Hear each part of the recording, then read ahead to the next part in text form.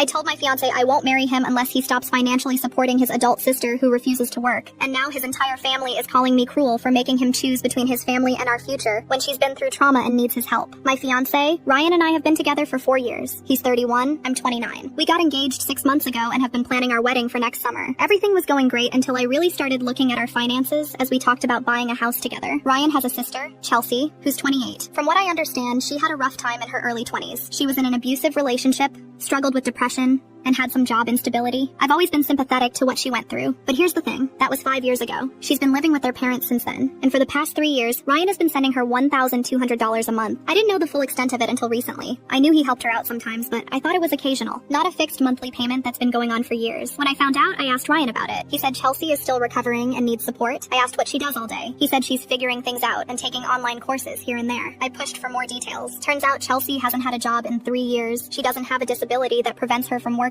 She's physically and mentally capable, according to Ryan, just not ready to enter the workforce again. She lives rent-free with their parents, and Ryan sends her money for personal expenses, her car payment, insurance, shopping, whatever she needs. I did the math. Over 3 years, Ryan has given his sister over $43,000. We've been talking about saving for a house down payment, and he's been saying money is tight. Now I know why. I told Ryan I was uncomfortable with this arrangement continuing after we're married. He got defensive and said Chelsea is his sister, and he can't just abandon her. I said I wasn't asking him to abandon her. I was asking him to stop being her ATM when she's a grown adult who could work. Ryan said, I don't understand what Chelsea has been through. I said I sympathize, but it's been 5 years since her relationship ended and 3 years of Ryan funding her entire existence. At some point, she needs to take steps toward independence. He said their parents are older and can't support her forever, so he's stepping up. I said that's exactly the problem. Everyone is enabling her to not help herself. Ryan said I was being cold and that family takes care of each other. I asked him directly, when does this end? He didn't have an answer. I asked if he planned to support his sister financially for the rest of our lives. He said he hoped she'd get back on her feet eventually, but he couldn't put a timeline on someone's healing. That's when I told him I won't marry him if this continues. I said I can't build a life with someone who's indefinitely financially responsible for another adult who won't work. Ryan was shocked. He said I was giving him an ultimatum and that wasn't fair. I said I was being honest about what I can accept in a marriage. I told him we could postpone the wedding until Chelsea is self-sufficient, or he could set a firm timeline for ending the payments, but I won't legally tie my finances to someone who's committed to supporting another adult with no end date. Ryan said I was asking him to choose between me and his sister. I said I was asking him to help his sister become independent rather than keeping her dependent. He said after everything Chelsea went through, she deserves compassion and support. I said compassion can look like encouraging therapy, job training, or setting goals. Not just handing over money every month for years with no expectations. Ryan's family found out about our argument. His mother called me heartless. She said Chelsea is fragile and that cutting her off could trigger a mental health crisis. Ryan's dad said I don't understand family loyalty. Chelsea sent me a long text about how she's doing her best and didn't ask to have trauma. Ryan's been staying at his parents' house for